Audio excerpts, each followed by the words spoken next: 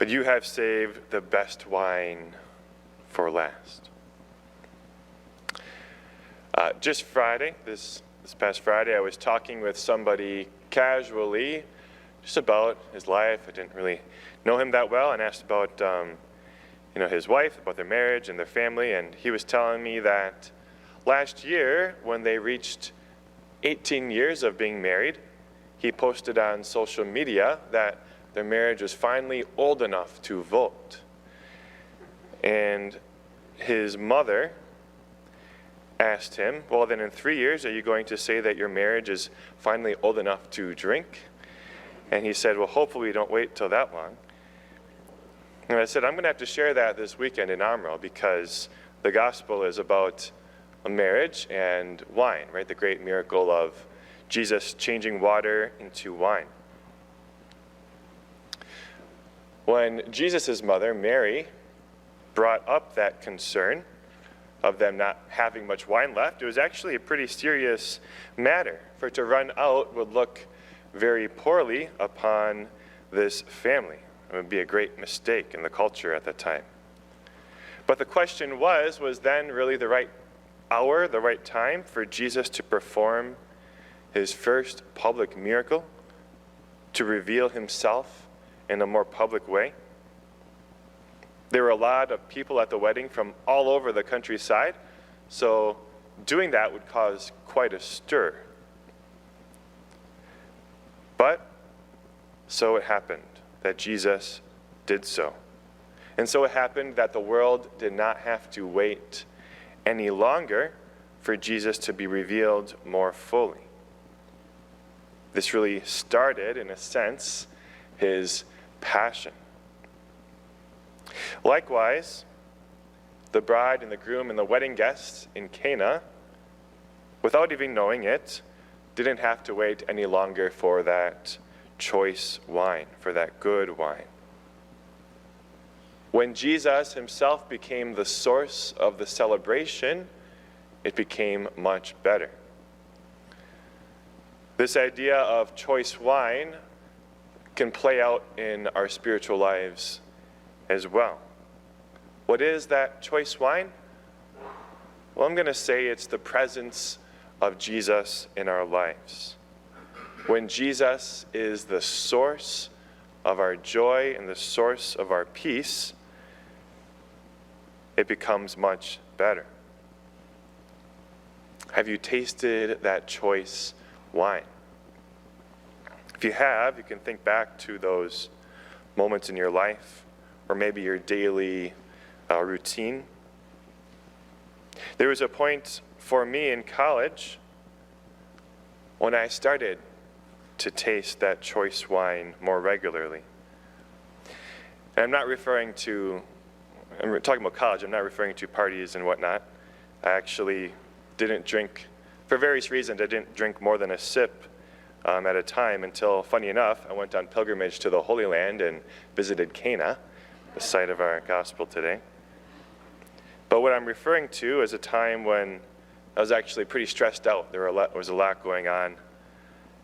A mentor of mine started to encourage me to set aside 5 minutes to pray each day. Just 5 minutes. Right? Now, I had sometimes prayed before eating, or sometimes offered a quick prayer before bed.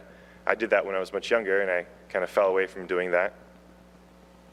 So the fact that I reluctantly agreed with my mentor to try to pray 5 minutes a day really proved that prayer wasn't a part of my life during the week to connect those Sundays. So the next week we got together and he asked, how did it go? And I said, I totally forgot. Right, I totally forgot. So I tried again. And that next week there were several days which I was able to slow down just enough to set aside that time, usually it was between classes or something, that I was able to pray in silence, to set everything aside,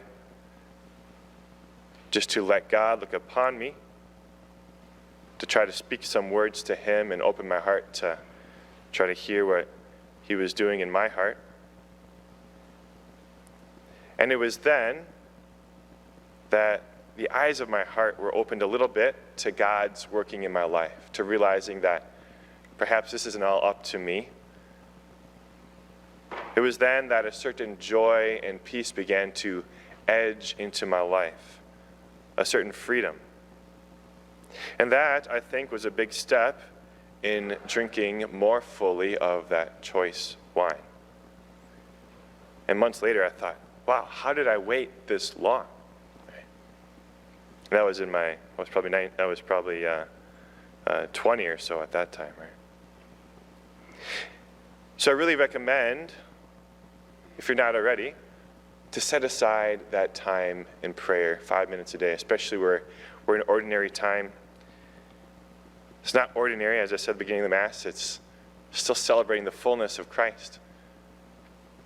And our ordinary lives can be really transformed into extraordinary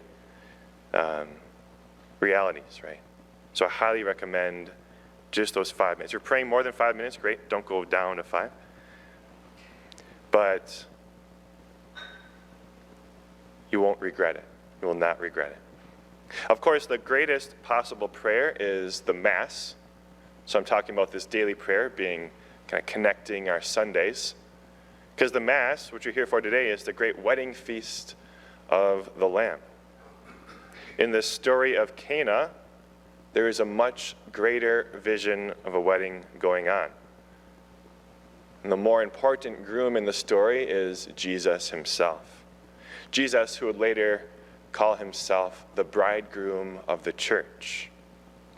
So we as the church are the bride of Christ. I think it's much easier for ladies to understand than guys, but it's the same for all of us as the body of Christ. We are the bride of Christ, Christ who gives himself out of love for us. And ultimately, God created a new Jerusalem and a new covenant in his body and blood. The body and blood of Christ, to which we soon turn in the Eucharist, to Jesus. To Jesus, to whom we come, the Jesus who comes to us, gives himself poured out on the cross for us, and takes us as his bride, and pours upon us that choice wine of his loving presence.